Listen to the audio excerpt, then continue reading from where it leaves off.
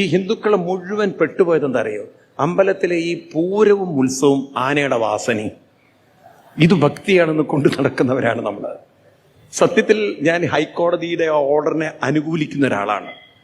ആനകളെ മാറ്റി നിർത്തണം എന്നുള്ള കാര്യത്തിൽ ഞാൻ അതിനെ എതിർക്കുന്ന ആളല്ല. കാരണം എന്താ വെച്ചാൽ എനിക്ക് പലപ്പോഴും തോന്നാറുണ്ട്, ഞാൻ ഈ പാലക്കാട്, അതുകൊണ്ടാണ് ഞാൻ പറയുന്നത്, അവിടുത്തെ രഥോത്സവം അതിന് നോക്കൂ, ആനകളൊന്നും വേണ്ട, എല്ലാവരും കൈ പിടിച്ച ആ രഥം വലിക്കുക. ഞാൻ വിചാരിക്കാറുണ്ട്, നമുക്കിങ്ങനെ നാമം ജപിച്ച് രഥം വലിക്കുന്ന ആഘോഷമായിരുന്നെങ്കിൽ ഈ ആനകളെയും കണ്ട് അതിൻ്റെ എഴുന്നള്ളത്തും കണ്ട് പോകുന്നതിനേക്കാൾ ഇതിലല്ലേ കുറച്ചുകൂടി ഭക്തി ഉണ്ടാവുക? ഞാൻ ചിന്തിച്ചു നോക്കൂ.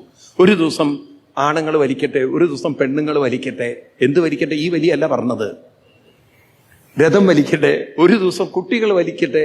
അങ്ങനെ ഒരു സംസ്കാരത്തിലേക്ക് നമ്മുടെ ഒരു ക്ഷേത്ര സംസ്കാരം കൊണ്ടുവരുന്നതാണോ ശരി?